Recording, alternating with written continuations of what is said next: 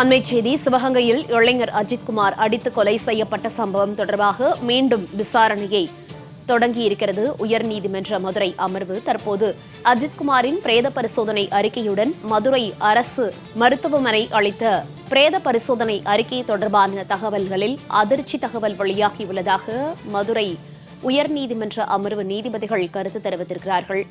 பிரேத பரிசோதனை அறிக்கை அதிர்ச்சியாக உள்ளது என்று நீதிபதிகள் தற்போது கருத்து தெரிவித்திருக்கிறார்கள். சிவகங்கையில் இளைஞர் அஜித்குமார் அடித்து கொலை செய்யப்பட்ட சம்பவம் தொடர்பாக மீண்டும் விசாரணை தற்போது தொடங்கியிருக்கிறது. இந்நிலையில் சிவகங்கையில் இளைஞர் அஜித்குமார் அடித்து கொலை செய்யப்பட்ட நிலையில் பிரேத பரிசோதனை அறிக்கையை இன்று பிற்பகல் 3 மணிக்குள் உயர்நீதிமன்ற மதுரை அமர்வு நீதிபதிகள் தாக்கல் செய்ய உத்தரவு பிறப்பித்தனர். இந்நிலையில் பிரேத பரிசோதனை அறிக்கை மிகவும் அதிர்ச்சியாக உள்ளதாக நீதிபதிகள் கருத்து தெரிவித்திருக்கிறார்கள். விவரங்களோடு செய்தியாளர் ஜெயிலானி இணைப்பில் இருக்கிறார். ஜெயிலானி, வணக்கம். பிரேத பரிசோதனை அறிக்கை அதிர்ச்சியாக உள்ளது என்று உயர்நீதிமன்ற மதுரை அமர்வு நீதிபதிகள் இந்த வழக்கில் கருத்து தெரிவித்திருக்கிறார்கள். இந்த வழக்கு தொடர்பான முழு விவரங்கள். மௌனிகா, சிவகங்கை மாவட்டத்தைச் சேர்ந்த இளைஞர் அஜித்குமார் காவலர்களால் தாக்கி உயிரிழந்த விவகாரம் தொடர்பான வழக்கு என்பது இன்று உயர்நீதிமன்ற மதுரை கிளையில் விசாரணை நடைபெற்றது. காலை நடைபெற்ற விசாரணையின் போது இது தொடர்பான விசாரணை அறிக்கையை, மாஜிஸ்ட்ரேட் விசாரணை அறிக்கையும் அதே போன்று இளைஞரின் உடற்கூறாய்வு தொடர்பான அறிக்கையையும் தாக்கல் செய்ய வேண்டும் என்பதாக உயர்நீதிமன்ற மதுரை கிளை காலை உத்தரவிட்டு வழக்கு விசாரணையை நண்பகல் 3 மணி அளவிற்காக ஒத்திவைக்கின்றது. இந்த நிலையில் தற்போது இந்த விசாரணை என்பது மீண்டும் தொடங்கி நடைபெற்று வருகிறது. நடைபெற்று வரக்கூடிய இந்த விசாரணையில் மதுரை அரசு ராஜாஜி மருத்துவமனையின் முதல்வர் அருள், அதே போன்று அஜித்குமார் பிரேத பரிசோதனை அறிக்கையை தாக்கல் செய்திருக்கிறார். இதே போன்று மேஜிஸ்ட்ரேட்டுடைய அறிக்கையையும் இன்றைய தினம் தாக்கல் செய்யப்பட்டிருக்கிறது. தற்போது நீதிபதிகள் முன்பாக தாக்கல் செய்யப்பட்ட இந்த அறிக்கையை பார்த்து நீதிபதிகள் தற்போது கருத்துக்களை தெரிவித்திருக்கிறார்கள். குறிப்பாக உடலில் எந்த உறுப்புகளையும் காவலர்கள் விட்டு வைக்கவில்லை என்பதாக கருத்து தெரிவித்திருக்கிறார்கள். குறிப்பாக உடலில் அனைத்து உறுப்புகளையும் தாக்கியிருக்கிறார்கள். அதிகாரம் இத்தகைய மனநிலையை காவல்துறைக்கு கொடுத்திருக்கிறது என்ற கருத்தையும் தெரிவித்திருக்கிறார்கள். குறிப்பாக எஃப்ஐஆர் பதியப்படவில்லை, அதற்கு முன்னதாக எப்படி ஒரு நபரை இந்த அளவிற்கு தாக்கினீர்கள் என்ற கேள்வியையும், யார் இந்த நிகழ்விற்கான இயக்குனர் என்ற கேள்வியையும் நீதிபதிகள் முன்வைத்திருக்கிறார்கள். குறிப்பாக சாதாரண கொலை வழக்கு போல் இல்லாமல் அடித்து கொலை செய்யப்பட்டுள்ளார். சுமார் உடல் முழுவதும் 44 காயங்கள் உள்ளது என்பதாக பிரேத பரிசோதனையின் அறிக்கை என்பது அதிர்ச்சி அளிக்கும் வகையில் உள்ளதாக நீதிபதிகள் கருத்து தெரிவித்திருக்கின்றனர். தொடர்ச்சியாக இந்த வழக்கு என்பது இன்று காலை தொடங்கி நடைபெற்று வருகிறது. குறிப்பாக சிவகங்கை மாவட்டத்தை சேர்ந்த இளைஞர் அஜித்குமார் கடந்த 27ஆம் தேதி அந்த கோவில் பாதுகாப்பு பணியில் ஈடுபட்டிருந்த போது அங்கு வந்த பெண்ணின் காரில் இருந்த நகை காணாமல் போனதாக புகார் என்பது அளிக்கப்பட்டது. இந்த நிலையில் சந்தேகத்தின் அடிப்படையில் அஜித்குமாரை காவல்துறையினர் விசாரணை மேற்கொண்டுள்ளனர். இந்த நிலையில் விசாரணையில் அஜித்குமார் தாக்குதலை தொடர்ந்து சிகிச்சைக்காக மருத்துவமனையில் அனுமதிக்கப்பட்டு சிகிச்சை பலனின்றி உயிரிழந்தார். இந்த நிலையில் நேற்றைய தினம் உயர்நீதிமன்ற மதுரை கிளையில் வழக்கறிஞர்கள் அருண் சாமிநாதன் உள்ளிட்ட சில வழக்கறிஞர்கள் இந்த வழக்கை தாமாக முன்வந்து நீதிமன்றம் விசாரணைக்கு சுமூக வழக்காக ஏற்றுக்கொள்ள வேண்டும் என்பதாக முறையிட்டனர். அதற்கு பிறகாக நீதிமன்றம் இந்த வழக்கில் பல்வேறு கருத்துக்களை தெரிவித்ததோடு இந்த வழக்கை மனுவாக தாக்கல் செய்யுங்கள், விசாரணைக்கு எடுத்துக்கொள்கிறோம் என்பதாக தெரிவித்திருந்தனர். அந்த அடிப்படையில் இன்றைய தினம் மனுவாக தாக்கல் செய்யப்பட்டு விசாரணைக்கு எடுத்துக்கொள்ளப்பட்டது. அந்த மனுவில் மனுதாரர்கள் தரப்பில் தெரிவிக்கப்பட்டிருப்பது, காவல்துறையினர் சட்ட விதிமுறைகளை மீறி அஜித்குமாரை தாக்கியதால் அஜித்குமார் இருப்பதாகும். எனவே இதன் காரணமாக இந்த வழக்கு விசாரணையை சிபிஐ உள்ளிட்ட அமைப்புகளுக்கு மாற்ற வேண்டும். அதே போன்று பாதிக்கப்பட்ட குடும்பத்தை உரிய நிவாரணம் என்பது வழங்க வேண்டும் என்பது கோரிக்கையாக வைத்திருந்தனர். இந்த நிலையில் காலை நடைபெற்ற இந்த விசாரணையில் பாதிக்கப்பட்டவர்கள் தரப்பில் ஆஜரான வழக்கறிஞர் என்ரி தீபன் பல்வேறு ஆதாரங்களையும் நீதிபதிகள் முன்பாக சமர்ப்பித்திருந்தார். குறிப்பாக நேற்றைய தினம், குறிப்பாக 30ஆம் தேதி இணையத்தில் வெளியிடப்பட்டுள்ள அந்த எஃப்ஐஆர் காப்பியில் அஜித்குமார் காவலர்களிடமிருந்து தப்பிச் செல்ல முயன்ற போது வலிக்கு விழுந்து அவர் உயிரிழந்ததாக கூறும் வகையிலாக அந்த எஃப்ஐஆர் இடம்பெற்றிருந்தது. இந்த நிலையில் காவலர்கள் அஜித்குமாரை தாக்கக்கூடிய அந்த அதிர்ச்சி காட்சியினை நீதிபதிகள் முன்பாக பாதிக்கப்பட்ட தரப்பில் ஆஜரான வழக்கறிஞர் சமர்ப்பித்தார். இந்த நிலையில் தான் பாதிக்கப்பட்டவரின் உடற்கூறாய்வு அறிக்கை, அதே போன்று மேஜிஸ்ட்ரேட்டின் அறிக்கை, அதே போன்று டிஜிபியுடைய அறிக்கை ஆகியவையை இன்று பிற்பகலுக்குள்ளாக தாக்கல் செய்ய வேண்டும் என்பதாக தெரிவித்திருந்தார்கள். அந்த அடிப்படையில் இன்று பிற்பகல் 2:15 மணி அளவிற்காகவே அதிகாரிகள் முழுவதுமாக வரத்தொடங்கினார்கள். வழக்கறிஞர்களும் வழக்கு நீதிமன்றத்திற்குள்ளாக வந்தார்கள். மதுரை அரசு ராஜாஜி மருத்துவமனையின் டீன் நீதிமன்றத்திற்கு நேரில் வருகை தந்து இடைக்கால உடற்கூறாய்வு அறிக்கையை நீதிமன்றத்தில் தாக்கல் செய்தார். அந்த நீதிமன்றத்தில் நீதிபதிகள் முன்பாக தாக்கல் செய்யப்பட்ட அறிக்கையை பார்த்ததுக்கு பிறகாக நீதிபதிகள் பல்வேறு அதிர்ச்சியூட்டும் கருத்துக்களை தெரிவித்திருக்கிறார்கள். குறிப்பாக சிறப்பு படை எஃப்ஐஆர் பதிவு செய்யாமல் எப்படி கையில் எடுத்தது என்ற கேள்வியை முன்வைத்திருக்கிறார்கள். இன்று காலை நடைபெற்ற விசாரணையிலும் கூட நீதிபதிகள் ஒரு முக்கிய கேள்வியினை எழுப்பியிருந்தார்கள். குறிப்பாக இந்த வழக்கு சிறப்பு புலனாய்வு பிரிவுக்கு மாறியது எப்படி, அதற்கு அதிகாரம் வழங்கியது யார், யார் அவர்களுக்கு இந்த சிறப்பு புலனாய்வு பிரிவுக்கு மாற்றினார்கள் என்பது தொடர்பான விவரங்கள் தெரிவிக்க வேண்டும் என்பதாக தெரிவித்திருந்தார்கள். இந்த நிலையில் தற்போது உடற்கூறாய்வு அறிக்கை என்பது தாக்கல் செய்யப்பட்டதற்கு பிறகாக உடலில் அனைத்து பகுதிகளிலும் விடாமல் காவல்துறையினர் அஜித்குமாரை தாக்கி இருக்கின்றனர். பிரேத பரிசோதனை அறிக்கை என்பது அதிர்ச்சி அளிக்கும் வகையில் இருக்கிறது. உடலில் 44 காயங்கள் உள்ளதாக குறிப்பிடப்படுகிறது. இந்த பிரேத பரிசோதனை அறிக்கை என்பது அதிர்ச்சி அளிக்கும் வகையில் இருப்பதாகும். உடலில் எந்த பாகங்களும் விட்டு வைக்கப்படாமல் அவ்வளவு இடங்களிலும் காயங்கள் என்பது இருக்கிறது. அதிகாரம் இத்தகைய மனநிலையை காவல்துறைக்கு கொடுத்துள்ளது. இதுவரை எஃப்ஐஆர் பதியப்படவில்லை. அதற்கு முன்னதாக எப்படி ஒரு நபரை தாக்குறீர்கள், யார் இந்த நிகழ்வின் இயக்குநர்கள், அவர் மீது உரிய நடவடிக்கை எடுக்கப்பட வேண்டும் என்பதாக கருத்து தெரிவித்தார்கள். தொடர்ந்து கருத்து தெரிவித்த நீதிபதிகள் சிறப்பு படை எஃப்ஐஆர் பதிவுபடாமல் எப்படி இந்த வழக்கை கையில் எடுத்து விசாரித்தது, குறைந்தபட்சம் ஒரு சீனியர் அலுவலரையாவது அக்குழு கொண்டிருக்க வேண்டும். இப்போது அரசு உரிய நடவடிக்கை எடுத்துள்ளது. ஆனால் இது போன்ற நிகழ்வுகள் இனி வரும் காலங்களில் நடைபெறாமல் இருக்க வேண்டும் என்பதாக நீதிபதிகள் கருத்து தெரிவித்திருக்கிறார்கள். குறிப்பாக என்ன நடவடிக்கை எடுக்கப்பட்டுள்ளது என்பது குறித்த அறிக்கை தாக்கல் செய்திருக்கிறார் என்பதாக அரசு தரப்பில் தெரிவிக்கப்பட்டிருக்கிறது.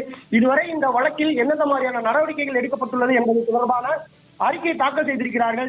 நீதிமன்றத்திற்கு திருப்தி அளிக்கும் வகையிலாக இந்த அறிக்கை நிச்சயமாக இருக்கும் என்பதாக அரசு தரப்பில் விளக்கம் அளித்திருக்கிறது. இதற்கு காரணமான உயரதிகாரிகள் சஸ்பெண்ட் செய்யப்பட வேண்டும், அவர்கள் மீது துறை ரீதியான நடவடிக்கை எடுக்க வேண்டும் என சிறப்பு குழுவின் நடவடிக்கை மேற்பார்வை செய்யும் என்று கூறியுள்ளனர். இந்த நிலையில் மாநிலம் தன் குடிமக்களை கொலை செய்துள்ளது என்பதாக நீதிபதிகள் மிக முக்கிய கருத்து ஒன்றினையும் வேதனையும் தெரிவித்திருக்கிறார்கள்.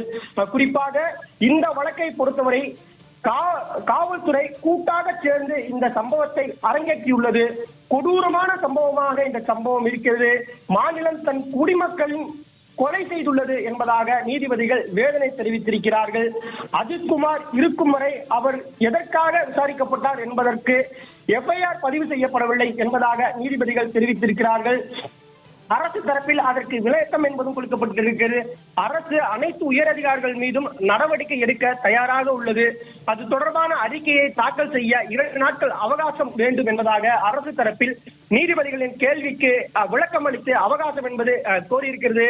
ஆனால் நீதிபதிகள் இந்த வழக்கில் பல்வேறு கருத்துக்களை தெரிவித்து வருகிறார்கள். தற்போது நீதிபதிகள் முன்பாக தாக்கல் செய்யப்பட்ட அந்த உடற்கூறாய்வு அறிக்கை என்பது அதிர்ச்சி அளிக்கும் வகையில் இருப்பதாக நீதிபதிகள் கருத்து தெரிவிக்கின்றனர். திமுக அரசு ஆட்சி பொறுப்பேற்றதற்கு பிறகாக கஸ்டோடியல் டெத் என்று சொல்லக்கூடிய அந்த காவல்துறை சித்திரவதை மரணங்கள் என்பது அதிகரித்திருக்கிறது. குறிப்பாக 20க்கும் மேற்பட்ட காவல்துறை சித்திரவதை மரணம் தொடர்பான புகார்கள் என்பது பதிவு செய்யப்பட்டிருக்கிறது. ஆனால் இந்த சம்பவங்களுக்கு உரையான நீதி என்பது கிடைக்கப்படவில்லை என்பதாக சமூக செயற்பாட்டாளர்கள் கருத்து தெரிவித்திருக்கிறார்கள். நமது தொலைக்காட்சிக்கு பேட்டியளித்த பல சமூக செயற்பாட்டாளர்கள் கருத்து தெரிவித்திருந்தார்கள். இந்த நிலையில் இந்த வழக்கு என்பது தற்போது மிக முக்கியத்துவம் வாய்ந்த வழக்காக பார்க்கப்படுகிறது. ஏனென்றால் ஒரு கோவிலில் காவலராக பணியாற்றிய நபர் மீது சந்தேகத்தின் அடிப்படையில் விசாரணைக்காக அழைத்து செல்லப்பட்டாலும் கூட விசாரணைக்கு அழைத்து செல்வதற்கு முன்பாக ஒவ்வொரு காவலரும் பின்பற்ற வேண்டிய நெறிமுறைகள் என்பது பல உள்ளது. ஏற்கனவே பல நீதிமன்ற உத்தரவுகளில் அவை பிறப்பிக்கப்பட்டிருக்கிறது. குறிப்பாக கடந்த 2020ஆம் ஆண்டு கஸ்டோடியல் டெத்தில் நடைபெற்ற போது கூட நீதிமன்றம் ஒரு உத்தரவு என்பது பிறப்பித்திருந்தது. இது போன்ற காவல்துறை மரணங்கள் நிகழக்கூடிய இடங்களில் உடற்கூறாய்வு செய்யும் போது அந்த உடற்கூறாய்வில் அந்த இறந்தவருடைய உடலை முழுவதுமாக முன்பாகவும் பின்பாகவும் முழுவதுமாக அந்த குடும்ப உறுப்பினர்கள் பார்வையிட வேண்டும். ஒருவேளை அவர்கள் ஏதாவது பார்வையிட முடியவில்லை என்றால் குடும்ப உறுப்பினர்கள் அவர்கள் அதை பார்வையிட விரும்பவில்லை என்பதாக எழுத்துப்பூர்வமாக கடிதம் என்பது கொடுக்கப்பட வேண்டும். அதே போன்று அதற்கு பின்னதாக தான் உடற்கூறாய்வு தொடர்பான முழு பதிவையும் வீடியோ பதிவு என்பது செய்ய வேண்டும் என்பதாகவும் உத்தரவு என்பது வருகிறது. அதே போன்று ஒரு விசாரணைக்காக அழைத்து செல்லப்படும் போது அவர் எதற்காக விசாரணைக்கு அழைத்து செல்லப்படுகிறார், அவர் மீது இந்த குற்றம் என்பது சுமத்தப்பட்டிருக்கிறதா, புகார் பதிவு செய்யப்பட்டிருக்கிறதா என்பது தொடர்பான முழு தகவல்களையும் தெரிவிக்க வேண்டும். அதற்கு பிறகாக தான் விசாரணை அழைத்து செல்ல வேண்டும். இது போன்று பல வழிகாட்டு நெறிமுறைகள் இருக்கிறது. அதே போன்று ஹியூமன் ரைட்ஸ், அதாவது மனித உரிமை மீறல் என்பது விசாரணையின் போது இருக்கக்கூடாது, அவர் முறையாக கடைபிடிக்க வேண்டும் என்பது தொடர்பான பல்வேறு வழிகாட்டுதல் என்பது காவல்துறைகள் இது போன்ற விசாரிக்கும் போது பின்பற்ற வேண்டிய நடைமுறைகள் இருக்கிறது. ஆனால் தொடர்ச்சியாக காவல்துறையினர் இது போன்ற சந்தேகத்தின் அடிப்படையில் அழைத்து சென்று விசாரிக்கக்கூடியவர்களிடம் முறையான விதிமுறைகளை பின்பற்றாமல் சட்டத்திற்கு புறம்பாக விசாரணை மேற்கொள்வதன் காரணமாகவே இது போன்ற சம்பவங்கள் நிகழ்கிறது என்பதாக சமூக ஆர்வலர்களும் சமூக செயல்பாட்டாளர்களும் கருத்துக்களை தெரிவித்து வருகிறார்கள். அது போன்ற ஒரு சம்பவமே அந்த சட்ட விதிமுறை மீறி செயல்பட்டதன் காரணமாகவே தற்போது சிவகங்கை மாவட்டத்தில் இளைஞர் ஒருவர் தற்போது உயிரிழந்திருக்கிறார். இதற்கு சம்பந்தப்பட்ட துறை அதிகாரிகள் உள்ளிட்ட அனைவர் மீதும் உரிய நடவடிக்கை என்பது எடுக்க வேண்டும் என்பதாக தெரிவித்திருந்தனர். அந்த அடிப்படையிலேயே சமூக செயல்பாட்டாளர்கள், பாதிக்கப்பட்ட நபரின் குடும்பத்தினர் உள்ளிட்டவர்களின் சார்பிலேயே இன்றைய தினம் வழக்காக பதிவு செய்யப்பட்டு சட்டத்தின் கீழ் சட்டத்தை நம்பி தற்போது நீதிமன்றத்தில் வழக்காக தொடர்ந்திருக்கிறார்கள். அந்த வழக்கில் நீதிபதிகளும் பல்வேறு கருத்துக்களையும் பல்வேறு உத்தரவுகளையும் பிறப்பித்து வந்தார்கள். காலைய தினம் பிறப்பித்த உத்தரவின் அடிப்படையில் தற்போது பிற்பகல் நடைபெற்றிருக்கக்கூடிய இந்த உத்தரவுகளில் பல தகவல்கள் தெரிய வருகிறது. குறிப்பாக காலை நடைபெற்ற அந்த வழக்கு விசாரணையின் போது சிசிடிவி காட்சி, காவலர்கள் அஜித்குமாரை கடுமையாக தாக்கக்கூடிய சிசிடிவி காட்சிகள் என்பது சமர்ப்பிக்கப்பட்டது. இதே போன்று பாதிக்கப்பட்டவர்கள் தரப்பில் ஆஜரான வழக்கறிஞர்கள் சிசிடிவி காட்சிகள் முழுவதுமாக அந்த கோவிலில் இருக்கக்கூடிய சிசிடிவி காட்சிகள் அளிக்கப்பட்டிருக்கிறது என்பதாக குற்றம் சாட்டிய அந்த சிசிடிவி காட்சிகளை உடனடியாக நீதிமன்றத்தில் சமர்ப்பிக்க வேண்டும் என்பதாக தொடர்ந்து பல்வேறு கருத்துக்களை வாதங்களையும் முன்வைத்திருந்தார்கள். எனவே இது தொடர்பான உரிய விளக்க அறிக்கைகளையும் இதுவரை மேற்கொண்ட நடவடிக்கைகள் என்ன என்பது தொடர்பான அறிக்கையை டிஜிபி தாக்கல் செய்ய வேண்டும், காவல்துறை தரப்பில் தாக்கல் செய்ய வேண்டும்.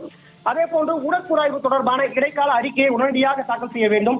மேஜிஸ்ட்ரேட் விசாரணை மிக முக்கியத்துவம் வாய்ந்தது. ஏனென்றால் இது போன்ற கஸ்டோடியல் டெத் நடைபெறக்கூடிய இடங்களில் மேஜிஸ்ட்ரேட் உடனடியாக விசாரணை மேற்கொள்ள வேண்டும் என்பதாக இருக்கிறது. அந்த வழிகாட்டுதலின்படி மேஜிஸ்ட்ரேட்டுடைய விசாரணை அறிக்கையை உடனடியாக தாக்கல் செய்ய வேண்டும் என்பதாக தெரிவிக்கப்பட்டிருந்தது. அந்த அடிப்படையில் தற்போது தாக்கல் செய்யப்பட்ட அறிக்கைகளின் அடிப்படையில் விசாரணை என்பது இந்த பிற்பகல் விசாரணை என்பது தொடர்ந்து நடைபெற்று வருகிறது. அரசு தரப்பில் உயர் அதிகாரிகள் யார் இதில் தொடர்பு இருந்தாலும் தவறு செய்திருந்தாலும் அவர்கள் மீது நடவடிக்கை எடுப்பதற்கு தயாராக இருக்கிறோம். அந்த நடவடிக்கைக்கு எந்த மாதிரியான நடவடிக்கை எடுக்கப்பட்டிருக்கிறது என்பது தொடர்பாக பதிலளிப்பதற்கான 2 நாட்கள் கால அவகாசம் என்பது கோரப்பட்டிருக்கிறது. தொடர்ச்சியாக இந்த வழக்கின் விசாரணை என்பது தொடங்கி நடைபெற்று வருகிறது. காவல்துறை கூட்டாக சேர்ந்து இந்த சம்பவத்தை அரங்கேற்றியுள்ளது. இது கொடூரமான சம்பவமாக இருக்கிறது என்பதாக நீதிபதிகள் வேதனை தெரிவித்திருக்கிறார்கள். இந்த நிலையில் அரசு தரப்பில் கோவிலின் சிசிடிவி காட்சிகள் முழுவதுமாகவே சீடியாக பதிவு செய்து தாக்கல் செய்துள்ளதாக கூறப்படுகிறது. இந்த நிலையில் கோவிலின் சிசிடிவி காட்சி எங்கே என நீதிபதிகள் கேள்வி எழுப்பிய நிலையில் தற்போது நீதிமன்றத்தின் சீடியாக பதிவு செய்து தற்போது அவை தாக்கல் செய்யப்பட்டிருக்கிறது. இப்போதே சிசிடிவி பதிவான ஹார்ட் எங்கே உள்ளது என்பது தொடர்பான கேள்வியும் நீதிபதிகள் எழுப்பியிருக்கிறார்கள். மடப்புறம் பத்திரகாளியம்மன் கோவிலின் உதவியாளர் நேரில் ஆஜராகி சிசிடிவி காட்சிகளை சீடியாக தாக்கல் செய்துள்ளதாக தற்போது நீதிமன்றத்தில் தாக்கல் செய்திருப்பதாக தகவல் கிடைக்கிறது. நடந்த சம்பவங்கள் சிசிடிவியில் பதிவாகியுள்ளதா என்ற கேள்வியை தற்போது நீதிபதிகள் கேள்வி எழுப்பியிருக்கிறார்கள். அனைத்தும் சாட்சியாக ஏற்க அனைத்தையும் தற்போது பதிவு செய்திருப்பதாக கூறப்படுகிறது. காவல்துறையின் செயல் குறித்த கேள்வி எழுகையில் அதனை சான்றாக எடுக்கலாமே என்பதாகவும் நீதிபதிகள் கேள்வி எழுப்புகிறார்கள். தொடர்ச்சியாக இந்த விசாரணைகள் இருதரப்பிலும் குறிப்பாக அந்த தாக்கல் செய்யப்பட்டிருக்கக்கூடிய சிசிடிவி தொடர்பான கேள்விகளை முன்வைத்து தற்போது வாதங்கள் என்பது அரசு தரப்பினர் கேட்டு வருகிறது. அரசு தரப்பு அது தொடர்பான விளக்கங்களை கொடுத்து வருகின்றது. மௌனிகா, ஜெயலானி, தொடர்ந்து இந்த வழக்குல அரசு தரப்பு வாதங்கள் தற்போது முன்வைக்கப்பட்டு வருகிறது. இந்த நிலையில ஒரு காவல் நிலையத்திற்கு விசாரணைக்காக அழைத்து செல்லப்பட்டவர்கள் வீட்டிற்கே திரும்ப வர முடியாத ஒரு நிலை தற்போது தமிழகத்துல பரவலாக காணப்படுது அப்படின்னு பொதுமக்கள் குற்றச்சாட்டை முன்வைத்திருக்காங்க. இந்த நிலையில காவல் நிலையம் மக்களினுடைய பாதுகாப்புக்கா இல்ல மக்களினுடைய பயத்திற்கா அப்படிங்கிற ஒரு கேள்வி எழுது. அது தொடர்பாக சமூக செயற்பாட்டாளர்கள் என்ன மாதிரியான கருத்துக்களை முன்வைக்கிறார்கள்? நிச்சயமாக மோனிகா, அதாவது நான் முன்பே சொன்னது போன்று திமுக அரசு ஆட்சி பொறுப்பேற்றதற்கு பிறகாக இந்த காவல்துறை சித்திரவதை மரணங்கள் என்பது அதிகரித்திருக்கிறது. குறிப்பாக இந்த 4 ஆண்டுகள் ஆட்சியில் 20க்கும் மேற்பட்ட காவல்துறை சித்திரவதை மரணங்கள் என்பது நிகழ்ந்திருக்கிறது. இந்த 20க்கும் மேற்பட்ட இந்த நிகழ்வுகளில் உரிய தீர்வு என்பது பாதிக்கப்பட்டவர்களுக்கு, அதாவது விக்டிம்களுக்கு கிடைத்திருக்கிறதா என்ற சந்தேகத்தை ஏற்படுத்தியிருக்கிறது. இதன் காரணமாக காவல்துறை மீதான இந்த நம்பிக்கை என்பது பொதுமக்கள் மத்தியில் அச்சத்தை ஏற்படுத்தும் வகையிலாக மாறியிருப்பதாக பொதுமக்கள் உணர்கிறார்கள். ஏனென்றால் மக்களின் பாதுகாப்பிற்காக இருக்கக்கூடிய காவல்துறையினர் தற்போது விசாரணைக்காக அழைத்து சென்று இது போன்ற சம்பவங்கள் நிகழ்வது என்பது காவல்துறை மீதான நம்பிக்கையை இழக்கச் செய்வதாக சமூக ஆர்வலர்கள் குற்றம் சாட்டுகிறார்கள்.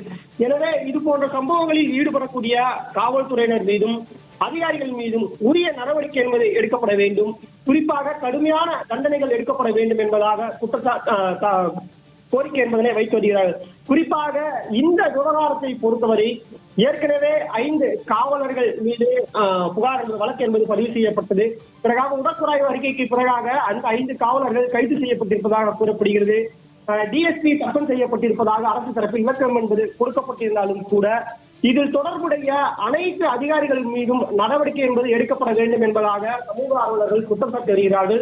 குறிப்பாக பாஜக உள்ளிட்ட எதிர்கட்சிகள் இந்த விவகாரத்தை பொறுத்தவரை இதில் செயலற்று இருந்த முதல்வர் அவர்கள் பதவி விலக வேண்டும் என்பதாகவும் ஒரு கூட்டினையும் ஒரு கோரிக்கையும் வைத்திருக்கிறார்கள். ஏனென்றால் தமிழகத்தை பொறுத்தவரை காவல்துறை தனது கட்டுப்பாட்டில் வைத்திருப்பவர் முதலமைச்சர் அவர்கள். ஆனால் தனது கட்டுப்பாட்டில் இருக்கக்கூடிய காவல்துறையை திறன்பட கையாளாததன் காரணமாகவே இது போன்ற சம்பவங்கள் என்பது நிகழ்ந்திருக்கிறது.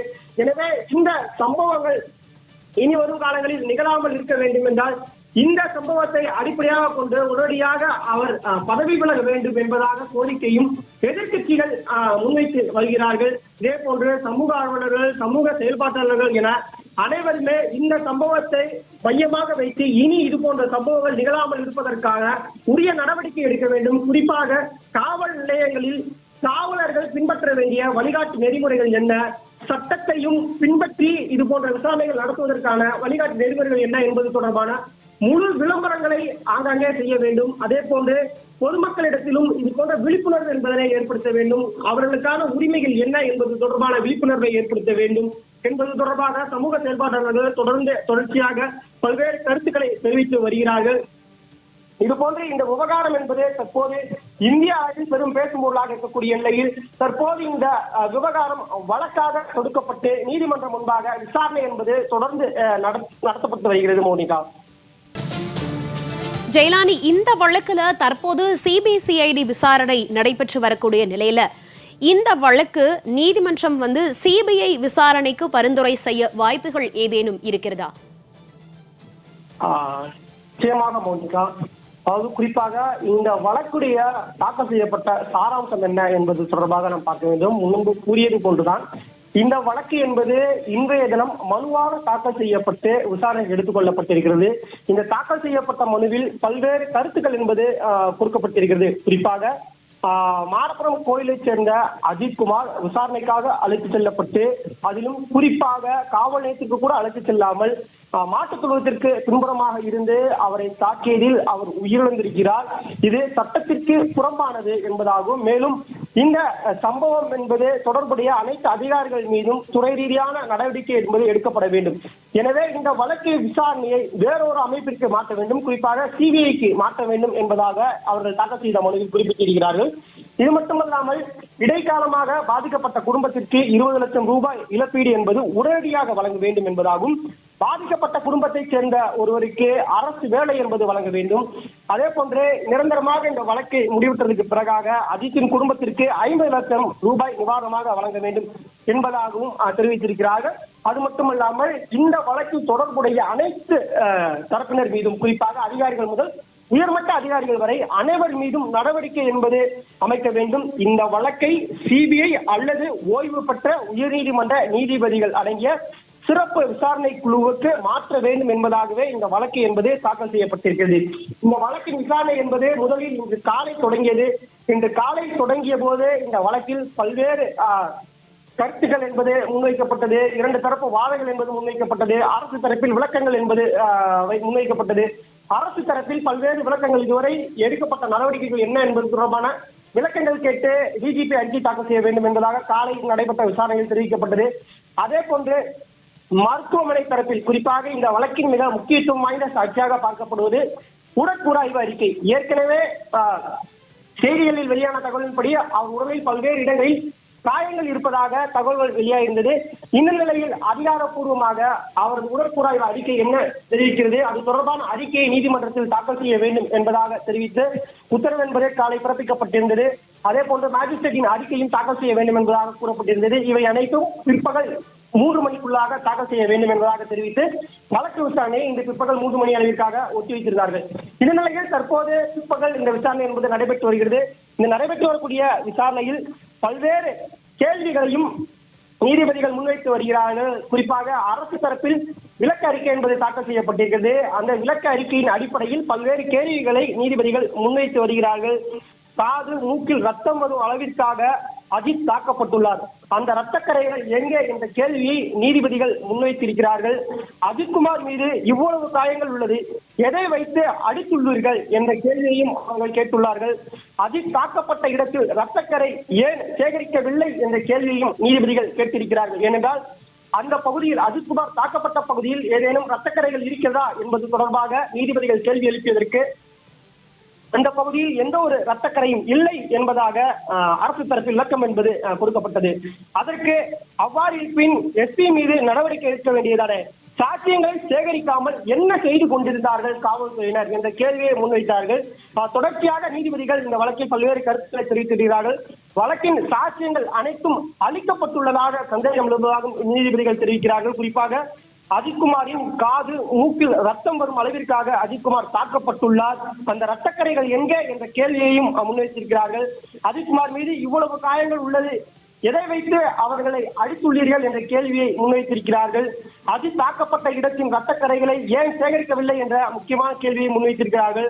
மரக்கட்டை இரும்பு ராடுகளால் அஜித் தாக்கப்பட்டுள்ளார் என்பதாக மனுதாரர் தரப்பில் ஒரு வாதம் என்பதும் முன்வைக்கப்பட்டிருக்கிறது. தொடர்ச்சியாக அரசு தரப்பு மனுதாரர் தரப்பிலும் மாறி மாறி தங்களது வாதங்கள் என்பதை வைத்து வருகிறார்கள். இந்த வழக்கின் முடிவிற்கு பிறகாகவே இந்த வழக்கு விசாரணை வேறொரு அமைப்பிற்கு மாற்றப்படுகிறதா அல்லது உயர்நீதிமன்ற நீதிபதிகளோ அல்லது மாவட்ட நீதிபதிகள் தலைமையிலான ஒரு குழு அமைத்து இந்த விசாரணைக்கு மாற்றப்படுமா என்பது இந்த வழக்கின் முழு விசாரணை நிறைவு பெற்றதற்கு பிறகாகவே தெரிய வரும். மோனிகா, ஜெயலானி, இந்த வழக்குல நீதிபதிகள் பல்வேறு கேள்விகளை அரசுக்கு கேள்வி எழுப்பி இருக்காங்க. இது தொடர்பா அரசு தரப்புலையும் வாதங்கள் முன்வைக்கப்படுது, விளக்கங்கள் தரப்பட்டுக்கூடிய ஒரு சூழ்நிலையில இந்த வழக்கை பொறுத்த வரைக்கும் நீதிமன்றம் மக்களினுடைய நம்பிக்கைக்கு உரியவையாக இருந்து, அதாவது பார்த்தோம்னா புதிய சட்ட விதிகள் இல்லை என்றால் நடைமுறைகளை இந்த வழக்குல அரசுக்கு பரிந்துரைக்க வாய்ப்புகள் ஏதேனும் இருக்கிறதா? நிச்சயமாக மோனிகா, அதாவது ஏற்கனவே நாம் பார்த்திருக்கிறோம் பல வழக்குகளில் நீதிமன்றங்களின் உத்தரவின் அடிப்படையிலேயே பல விஷயங்கள் தமிழகத்தில் நிகழ்ந்திருக்கிறது. குறிப்பாக மாற்றுத்திறனாளிகள் சுற்றுலா தலங்களுக்கு சென்று வர வேண்டும் என்பது தொடர்பான உத்தரவு என்பதும் அது தொடர்பான வழிகாட்டு நெறிமுறைகளில் நீதிமன்றம் உத்தரவு பிறப்பித்ததற்கு பிறகாகவே தமிழக அரசு அதனை நிறைவேற்றியது. அதற்கு பிறகாக தமிழக அரசு நிறைவேற்றியதாக தொடர்ச்சியாக தமிழக அரசு விளம்பரப்படுத்திக் கொண்டாலும் கூட அதன் பின்னணி, அதன் சாராம்சம் என்பது நீதிமன்றத்தில் ஒரு மாற்றுத்திறனாளி இது போன்று செல்ல முடியவில்லை என்பதாக மனு என்பதை தாக்கல் செய்திருந்தால் அந்த மனுவின் இறுதியிலாக பிறப்பிக்கப்பட்ட உத்தரவின் அடிப்படையிலேயே நீதிமன்றத்தின் வழிகாட்டு நெறிமுறைகளை பின்பற்றியே அந்த உத்தரவு என்பது நடைமுறைப்படுத்தப்பட்டது. இது போன்று நாம் நீதிமன்ற உத்தரவுகளை பல உத்தரவுகளை சுட்டிக்காட்ட முடியும். காவல்துறை சித்திரவதை மரணங்களிலும் கூட நீதிமன்றங்கள் இதற்கு முன்னதாக பல வழக்குகளில் சுட்டிக்காட்டியிருக்கிறது. முன்பே நான் கூறியது போன்று உடற்கூறாய்வு அறிக்கை என்பது முழுவதுமாக தரப்படவில்லை, அதாவது பாதிக்கப்பட்ட குடும்பத்திடம் ஒப்படைக்கப்படுவதில்லை என்பதாக ஒரு குற்றச்சாட்டு என்பது இருந்து அப்போது அந்த பாதிக்கப்பட்ட குடும்பத்தின் சார்பில் வழக்கு என்பது தொடரப்பட்ட போது கூட தமிழகத்தில் உடற்கூறாய்வு செய்யக்கூடிய அனைத்து இடங்களிலும் உடற்கூறாய்வு முழுவதுமாகவே வீடியோ பதிவு என்பது செய்யப்பட வேண்டும் என்பதாக உத்தரவு என்பது பிறப்பிக்கப்பட்டது. இது போன்ற வழிகாட்டு நெறிமுறைகள் அனைத்துமே நீதிமன்றம் தமிழகத்திலோ அல்லது இது போன்ற சம்பவங்கள் பொதுமக்களுக்கு பாதிப்பு ஏற்படக்கூடிய நேரங்களில் நீதிமன்றங்கள் இது போன்ற பல வழிகாட்டு நெறிமுறைகளை பிறப்பித்ததற்கு பிறகாகவே மாற்றங்கள் என்பது நிகழ்ந்திருக்கிறது.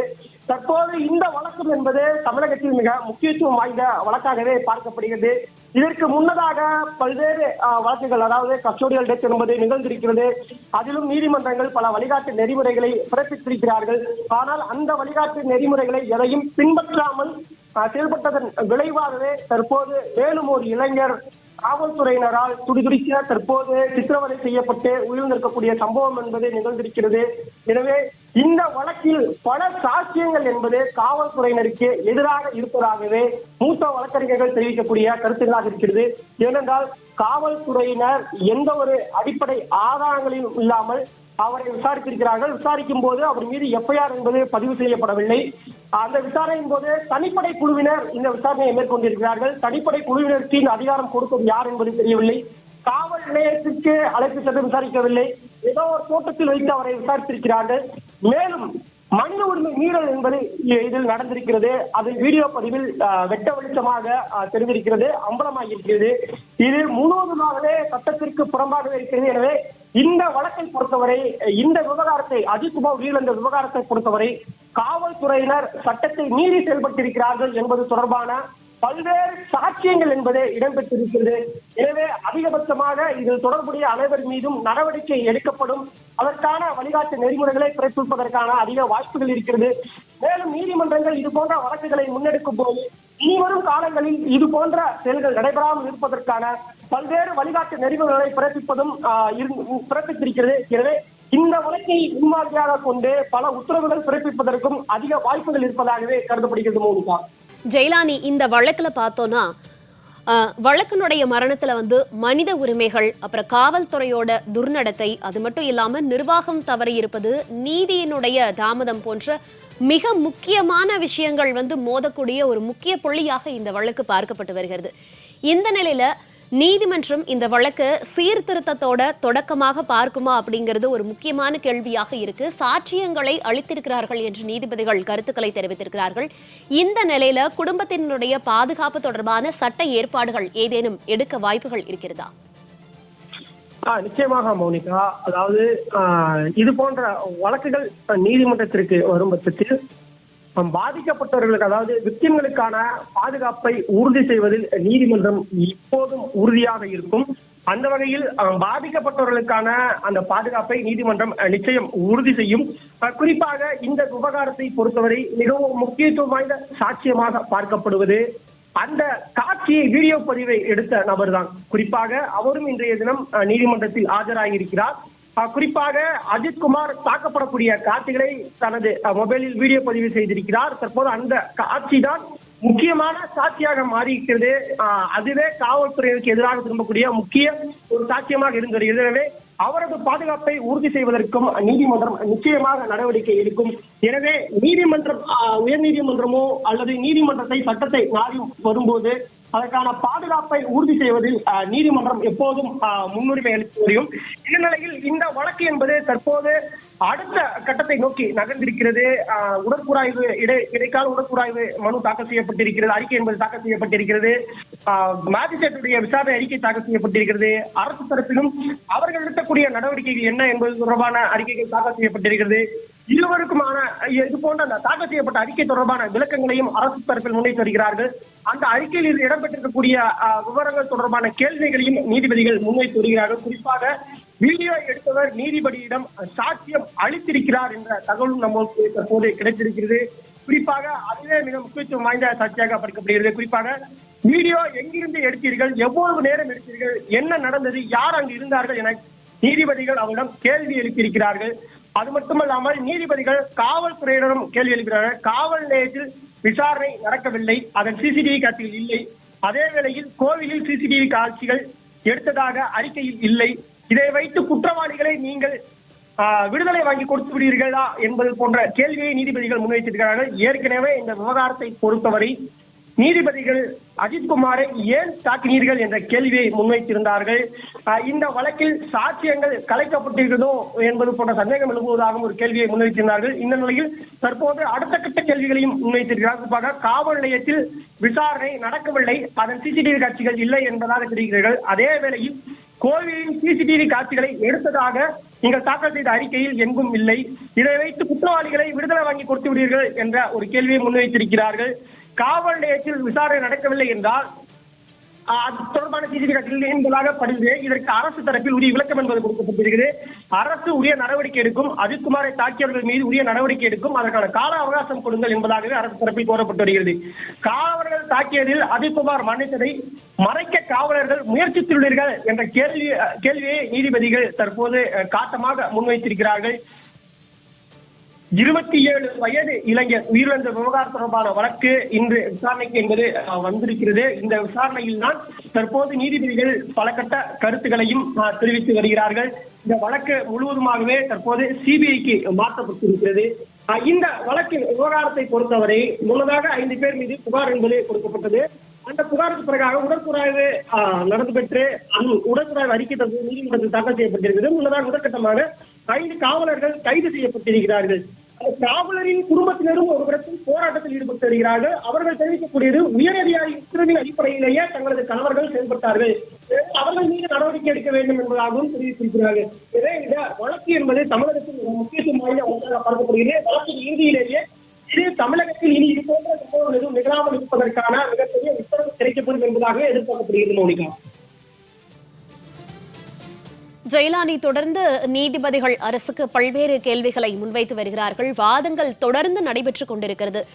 இந்த நிலையில போலீசாரினுடைய இந்த ஒரு லாக்அப் மரணம் தொடர்பான இந்த விசாரணையில குறிப்பாக இந்த வழக்கு ஒரு சாதிய வர்க்க அடிப்படையிலான ஒரு வன்முறையா அப்படிங்கிற கோணத்திலையும் இது விசாரிக்கப்படுவதற்கான வாய்ப்புகள் இருக்கா? ஏன்னா நீதிமன்றம் இந்த வழக்க SC/ST ஆக்ட் இல்லைன்னா IPC செக்ஷன்ல விசாரிக்க இருக்கிறதா? தற்போது வரை கிடைக்கப்பட்ட ஆவணங்கள் அடிப்படையிலான வாதங்கள் என்பது முன்வைக்கப்பட்டு வருகிறது. இன்றைய பிற்பகல் விசாரணை என்பது அரசு தாக்கல் செய்த அறிக்கைக்கும் அதே போன்று தாக்கல் செய்யப்பட்ட மற்ற அறிக்கைகளிலும் சாட்சியங்களுக்கும் அந்த விசாரணை என்பது நடைபெற்று வருகிறது. இதற்கு அடுத்த கட்டமாகவே இந்த வழக்கு எந்த கோணத்தில் நகரும் என்பதாக கணிக்க முடியும். வழக்கு முடிவதற்கு முன்பாக நம்மால் எதையும் சுட்டிக்காட்டி தெரிவிக்க முடியாது. ஆனால் இந்த வழக்கை பொறுத்தவரை தமிழகத்தின் மிக முக்கியத்துவம் வாய்ந்த வழக்காக பார்க்கப்படும் என்பதாக கூற முடியும். ஏனென்றால் காவல்துறைக்கு எதிராகவே அனைத்து சாட்சியங்கள் என்பதும் இடம்பெற்றிருக்கிறது. மிக முக்கியத்துவம் வாய்ந்த வீடியோ சாட்சியங்களும் இருக்கிறது. அந்த வீடியோவை பதிவு செய்த நபரின் சாட்சியமும் என்பதும் இருக்கிறது. அதே போல உடற்கூறாய்வு அறிக்கையிலும் தற்போது நமக்கு கிடைத்திருக்கக்கூடிய தகவல் அடிப்படையில் உடற்கூறாய்விலும் அவர் மீது உடலில் ஏற்பட்ட காயங்கள் என்பது இருப்பதாகவும் உறுதி செய்யப்பட்டிருக்கிறது. எனவே இவை அனைத்துமே காவலர்கள் சட்டத்தை மீறி மனித உரிமை மீறலில் ஈடுபட்டிருப்பது என்பது உறுதிப்படுத்தும் வகையிலேயே இருக்கிறது. எனவே இந்த வழக்கு என்பது தமிழகத்தில் காவலர்கள் இது போன்று மனித உரிமை மீறலில் ஈடுபட்டு சித்திரவதை செய்து அப்பாவி மக்களை தாக்கி இது போன்ற சம்பவங்கள் நிகழாமல் இருப்பதற்கு தடுப்பதற்கான ஒரு முக்கிய கோணமாக அமையும் என்பதாக எடுக்கப்படுகிறது. ஏனென்றால் இந்த வழக்கின் காவல்துறையினர் மீது நீதிபதிகள் பல அடுக்கிற்கான கேள்விகளை முன்வைத்திருக்கிறார்கள். மிகவும் முக்கியத்துவம் வாய்ந்த கேள்விகளும் இருக்கிறது. சாட்சியங்களை கலைக்கக்கூடும் என்பதாகவும் தெரிவித்திருக்கிறார்கள். மேலும் அந்த இரத்தக்கரைகளை சேகரிக்காதது ஏன் என்பதாகவும் தெரிவிக்கிறார்கள். காவலர்கள் அவரை தாக்குவது போன்ற காட்சிகள் என்பது இடம்பெற்றிருக்கிறது. நிச்சயமாக இந்த இரத்தக்கரைகள் இருந்திருக்கக்கூடும். ஆனால் அந்த இரத்தக்கரை தொடர்பான எந்த ஒரு பகுதியில் இல்லை என்பதாக தெரிவிக்கப்பட்டிருக்கிறது. எனவே சாட்சியங்கள் கலைக்கப்படுவதற்கான வாய்ப்பு இருப்பதாகவும் நீதிபதிகள் தெரிவித்திருக்கிறார்கள். உயரதிகாரிகள் மீதும் நடவடிக்கை எடுக்கப்படும் என தெரிவித்ததற்கு கைது நடவடிக்கை என்பது வெறும் பரிந்துரைக்கா என்ற கேள்வியையும் நீதிபதிகள் முன்வைத்திருக்கிறார்கள். தொடர்ச்சியாக அரசு தரப்பும் மாறி மாறி விளக்கம் என்பது தெரிவித்து வந்தாலும் தங்களுக்கான கால அவகாசம் வேண்டும் என்பதாக அரசு தரப்பில் தொடர்ச்சியாக தெரிவிக்கப்பட்டு வருகிறது. பங்காளர் தரப்பிலோ மிகவும் உறுதியாக இருக்கிறார்கள். இது காவல்துறை சித்திரவதை மரணம். எனவே இந்த விவகாரத்துக்கு தொடர்புடைய அனைவர் மீதும் நடவடிக்கை எடுக்க வேண்டும் என்பதாகவே அவர்கள் தரப்பில் வாதம் முன்வைக்கிறார்கள். இன்றைய பிற்பகல் விசாரணை என்பது தற்போது வரை அந்த அறிக்கையின் அடிப்படையில் அரசு தரப்பிற்கான எதிராக அந்த கேள்விகளை முன்வைத்து வருவதும் அரசு தரப்பு அதற்கான விளக்கங்களை தெரிவித்து வருவதே தற்போது வரை தொடர்ச்சியாக நடைபெற்று வருகிறது. மோனிகா, ஜெயராணி, தொடர்ந்து வாதங்கள் முன்வைக்கப்பட்டு வருகிறது.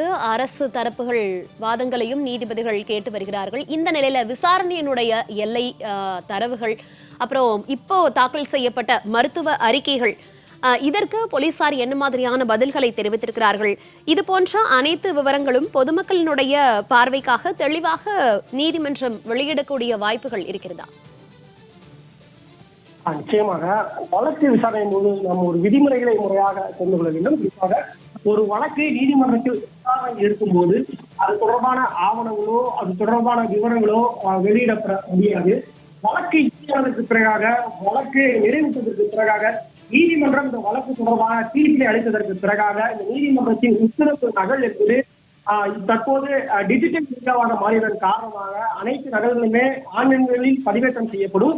அந்த உத்தரவு நகல்களில் அனைத்தையுமே சுட்டிக்காட்டித்தான் நீதிபதிகள் உத்தரவு என்பதை பிறப்பித்தார்கள். குறிப்பாக இதற்கு முந்தைய பல வழக்குகளிலும் கூட ஏற்கனவே இது போன்ற வழக்குகளில் சந்தித்த போது அந்த நீதிபதிகள் எந்த மாதிரியான உத்தரவுகளை பிறப்பித்தார்கள், எந்த மாதிரியான சாட்சியங்கள் என்பது இதில் காண்பிக்கப்பட்டது, சாட்சியங்களில் எது போன்ற விசாரணைகள், எது போன்ற கேள்விகள் இடம்பெற்றது என்பது தொடர்பான முழு விவரங்களும் உள்ளடக்கிதான் நீதிபதிகள் அந்தந்த வழக்குகளில் தங்களது கருத்துக்களை உத்தரவுகளையும் தெரிவிப்பார்கள். எனவே வழக்கு நிறைவுற்றதற்கு பிறகாக தான் இது தொடர்பான முழு விவரங்களும் முழு அறிக்கைகள் என்பதும் வெளியேற்றவும், அது பிறகாக ஒவ்வொரு பொதுமக்களும் இணையதளங்களுக்கு சென்று இந்த உத்தரவுகளை பதிவிறக்கம் செய்து பார்த்துக் கொள்ள முடியும். அது அனைவரும் பார்க்கும் வகையில் தான் இருக்கும், வெளிப்படைத்தன்மையுடன் தான் இருக்கும் என்பதை நாம் அறிந்து முடியும். இதற்கு முன்னதாக பல வழக்குகளில் நாம் அதை பார்த்திருக்கிறோம். ஆனால் இந்த வழக்கை பொறுத்தவரை தற்போது விசாரணை என்பது நடைபெற்று வருகிறது. நீங்கள் கூறியது போன்று தற்போது வேத பரிசோதனை அறிக்கை என்று இடைக்கால பிரேத பரிசோதனை அறிக்கை என்பது தற்போது தாக்கல் செய்யப்பட்டிருக்கிறது. அதே போன்று அந்த வீடியோ எடுத்தவருடைய சாட்சியங்கள் நீதிமன்றம் முன்பாக முன்வைக்கப்பட்டிருக்கிறது. இது தொடர்பான சில கேள்விகள் என்பது அரசு தரப்பிடம் நீதிபதிகள் கேள்வி கேட்டிருக்கிறார்கள். அரசு தரப்பில் இதுவரை எடுக்கப்பட்ட நடவடிக்கை தொடர்பான அறிக்கை என்பது தாக்கல் செய்யப்பட்டிருக்கிறது. சில விளக்கங்கள் என்பதும் கொடுக்கப்பட்டிருக்கிறது. முழுவதுமாக உயரதிகாரிகள் மீது வரை நாங்கள் நடவடிக்கை தயாரிக்கிறோம். அதற்கான கால அவகாசமே தற்போது வரை அரசு தரப்பில் கேட்கப்பட்டு வருகிறது. அரசு தரப்பில் முறையான முழுவதுமாக விளக்கம் என்பது தற்போது கொடுக்கப்படவில்லை. அதற்கான கால அவகாசம் என்பது அரசு தரப்பில் கேட்கப்பட்டு வருகிறது.